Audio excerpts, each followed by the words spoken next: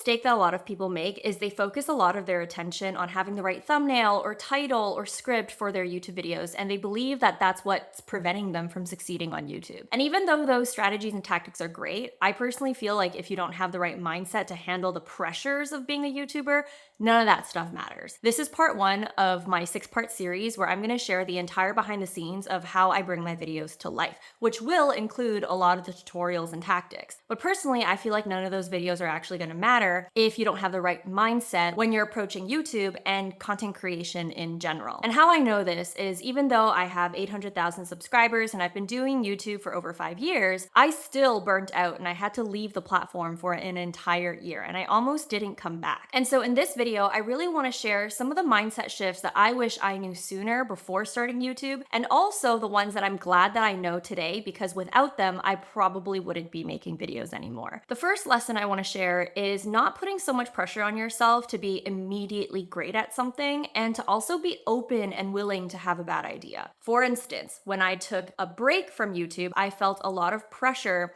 to come back and to make sure that every video was gonna get the same amount of views that I used to get before. It almost felt like the pressure was even worse because I had built a reputation for myself, and I felt like if my videos don't perform, then that creates more opportunity for people to criticize my decision and make me feel bad about myself. This also applies to people who are starting out to YouTube as well, where you don't want your videos to flop to the point where you would rather not post at all, because you not posting anything actually makes you feel safer because you don't get any evidence that people don't like your videos or that you're not getting enough views. Versus if you actually posted the video, there's a slight chance that it might not perform, and to put yourself in that position to see that seems more painful. But what you don't realize is that this is actually self-sabotage, and it becomes a self-fulfilling prophecy where in your mind you desperately want to succeed on YouTube, but your actions are causing you not to make videos, which then means that you're not going to succeed on YouTube anyways. And I remember that I was constantly chasing perfection even when I came back to YouTube, and I spent more time behind the scenes tweaking my ideas, tweaking my scripts, looking at what my competitors are doing, refilming the same video over and over again to make sure it was optimized for retention because I was still holding on to perfection. I almost felt like I spent more time working on the videos than actually posting the videos. And it wasn't until I stumbled upon this creator, Heinz, where he talked about how to get unstuck creatively. And there was one thing that he said that really spoke to me and gave me permission to finally just film videos even if I don't think it's perfect. And it's when he said that you need to be willing to have a bad idea. And a lot of times we get stuck because we're holding on to perfection, wanting every single idea of ours to be a banger, to go viral, to get a lot of views. But the moment that you take away that pressure and you accept the fact that not every single idea that you have is going to be good, you then remove a lot of the hurdles that are preventing you from filming it, from editing it, and actually publishing it. And what I've learned through my 6 years of experience being on YouTube is that it's actually not perfection that creates growth for your channel, it's momentum. And there's something that I learned from reading one of my favorite books for creatives, The Artist's Way. Julia Cameron writes that it is impossible to get better at something while also looking good at the same time. And so if you want to improve at anything, you need to be willing to look bad. But more importantly, when you are open to looking bad, that's when you actually get the chance at being good. And this all leads to my second point, which is you need to create space for your nervous system to get used to doing something new. So let's say you're filming videos for the first time, or maybe you haven't filmed videos in a long time. Regardless of what camp you sit on, you're still doing something that you perceive as challenging. And what your nervous system will do is when something is challenging or something feels foreign and new, it's going to do everything it takes to protect you from what your nervous system perceives as harm. And so it's actually really normal when you're doing something new or something challenging that you give up halfway. For example, when I came back to YouTube, I thought that I was going to be able to film videos super easy because I've done it for 5 years. I should have no problem making videos. But what I found is that I could only get as far as coming up with the video ideas, and then suddenly I would feel exhausted. Or let's say I would get as far as putting on my makeup, and then suddenly I would just shut down and not want to film videos. Or maybe I would turn on the camera and I would save my first few lines, and then I would shut down again and not be able to film. The thing with that is that each time is an attempt for me to try something new, and yet my nervous system is holding me back because it's trying to protect me. The worst thing that I can do in that moment is think to myself, oh, I must not be cut out for this, or I'm not good enough, or I should just give up now. When you do that, you're actually taking the opportunity away for your nervous system to normalize that feeling of doing that task. What you should be doing instead is celebrating yourself for even taking those steps. So for me, it would look like celebrating the fact that I even put on my makeup today and just leave it at that. And then the next day or next week, I try again. And I might even get even farther than I did the previous time I tried. I do this enough times, and suddenly I'm able to film an entire video. I'm able to edit it. I'm able to post it. I'm able to celebrate that it's posted. That's what happens when you actually create space and you allow time for your nervous system to get used to doing new things. The worst thing that you can do in those moments is telling yourself the story that you're not good enough and then self-sabotaging your progress. I wish I knew sooner that just because your idea doesn't currently exist doesn't necessarily mean that that idea is bad. It just means that you haven't created it yet. Before, I would spend a lot of time validating my content ideas. I would be on YouTube, search up exactly what I want to create, and if nobody's created it, I would just assume, oh, this topic's probably not good, it's probably not going to perform. So what I would do instead is I would just create something that someone else had already created because it makes me feel safe, it makes me feel secure, and it makes me feel certain that that video is going to do well. And sometimes that is a necessary evil when you are first starting out to YouTube and you're not confident in your own ideas. But what you're creating in the long term is you're actually becoming a follower and not necessarily a leader in the space. At the same time, if you keep doing that approach and you never allow yourself to test the unique ideas that you have, even if no one else has done it yet, then you're never creating evidence for yourself that your ideas are valid and that people actually like them, because it's either something that they've never heard of before, hence why it doesn't already exist yet, or it's something that they've always felt, but they've never seen anyone else talk about it. The truth is that when you are trying to be authentic and you're trying to be yourself on YouTube or on any type of platform, you're naturally never gonna find a one-to-one exact replica of you.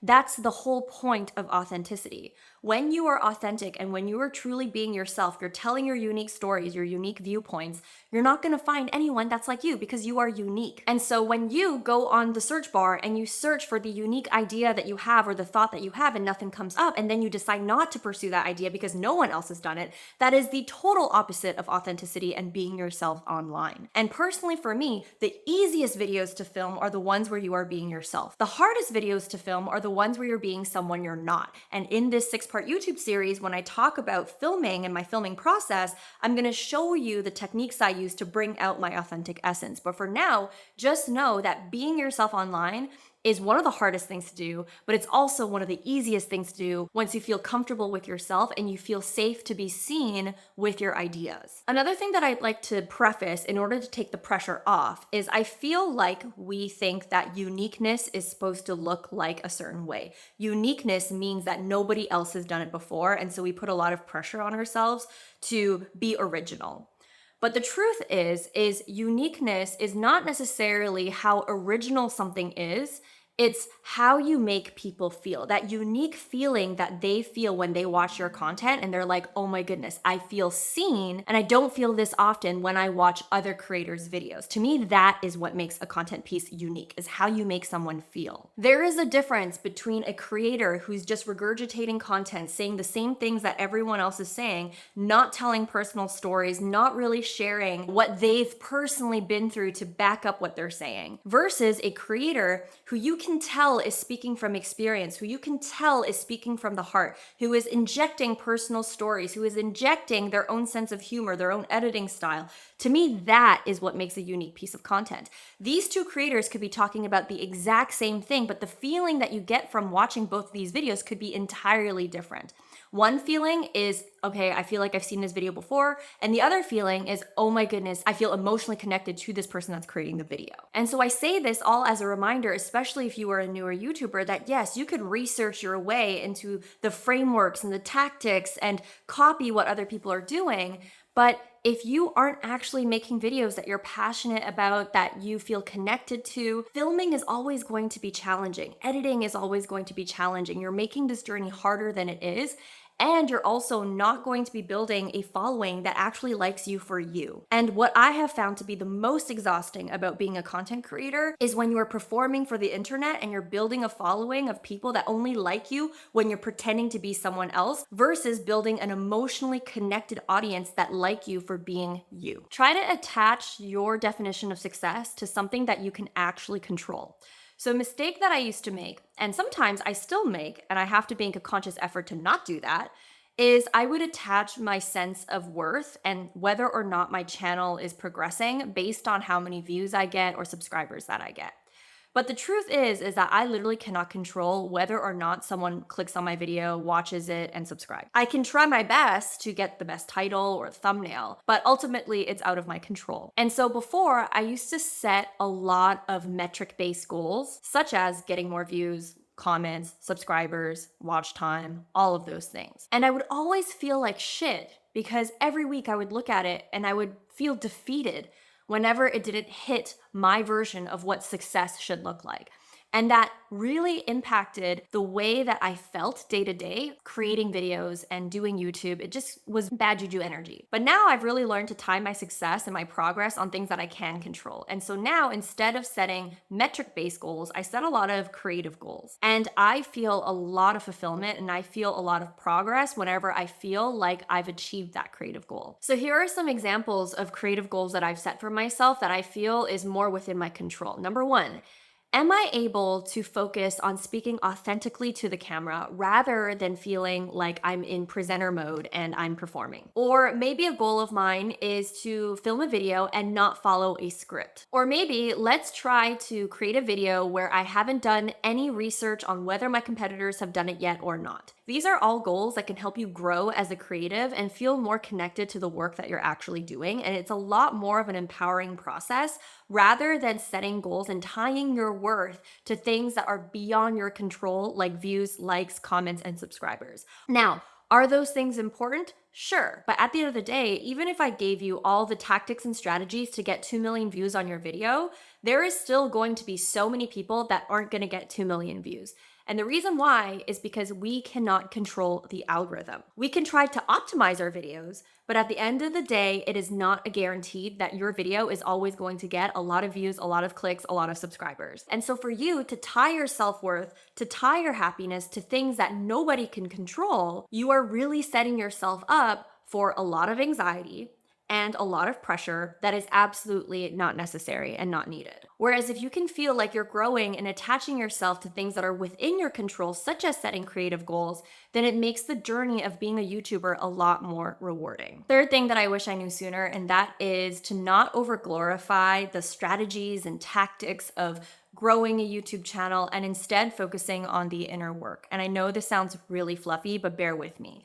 There is a podcast interview that Chris Do was on, and he talked about how the best personal brand strategy is to go to therapy. And I completely agree with him. And the reason why is because we grow up with these stories and beliefs that then create behaviors that keep us stuck in business, in life, in romance, in all of these things. YouTube is no exception to that. And the moment that you can at least bring awareness to these patterns and these behaviors and these stories that you have, the sooner that you're going to be able to unblock and actually be able to maybe even film videos faster or feel more confident with posting or not care what people think. And I think those are the things that are really important to develop as a content creator, because if you do not work on those softer skills, then it's really easy to self-sabotage, to not feel so great when making videos, to burn yourself out, to do things for the wrong reason. Now, to give you a personal example, one thing that I struggle with is people pleasing. And I never really knew the extent of how bad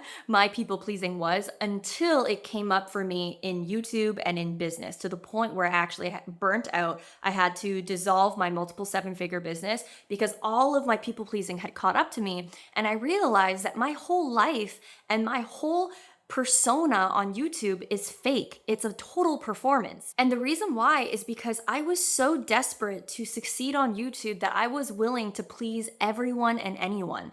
And so if people wanted certain videos from me, I would mold myself to be whoever they needed to create those videos in order to get more views.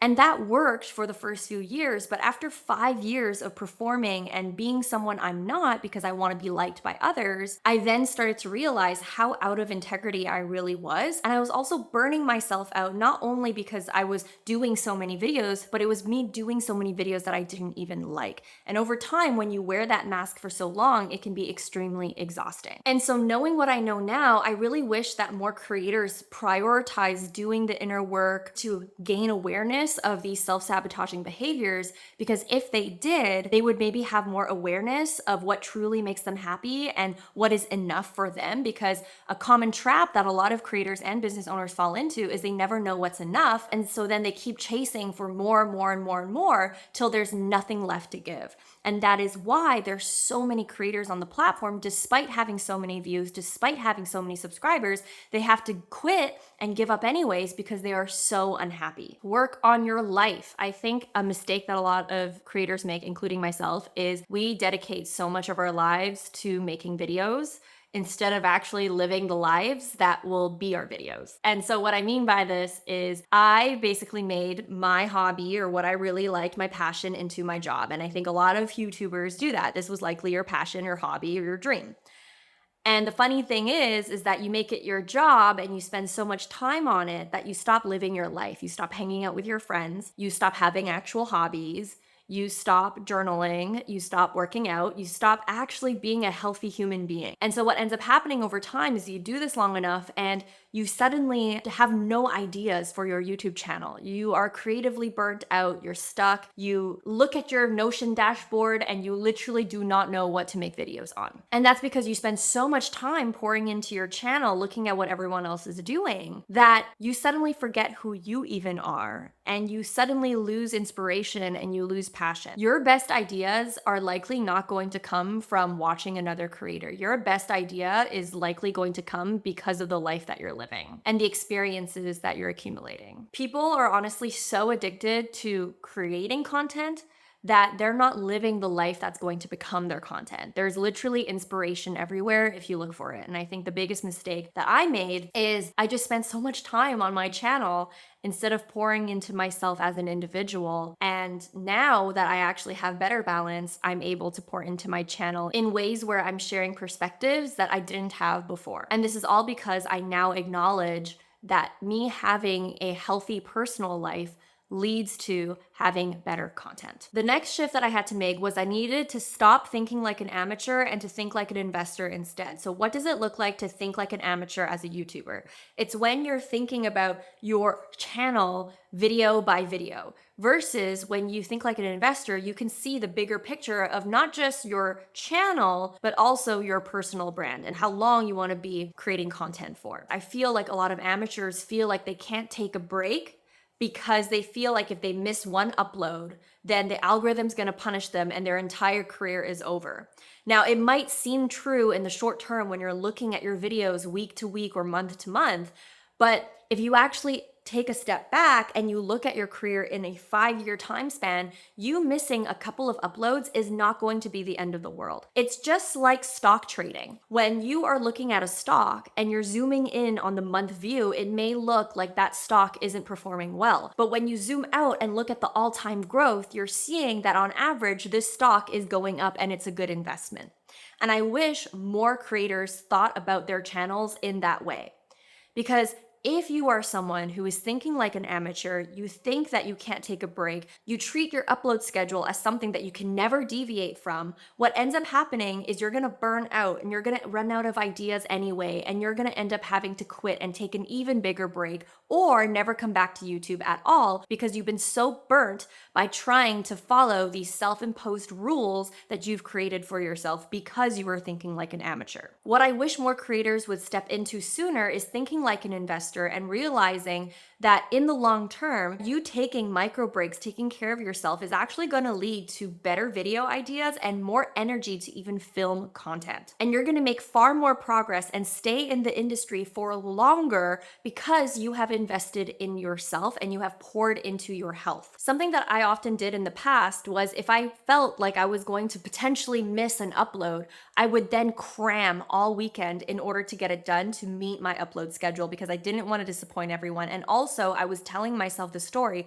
that if I miss an upload, I'm going to lose all my subscribers. I'm not going to get views anymore. My channel's going to take a hit. But the truth is, that was never true. Now, if it's a choice between me cramming on a Friday night versus just taking the weekend to rest and then review the video the following week and miss an upload, I now will always choose the latter option.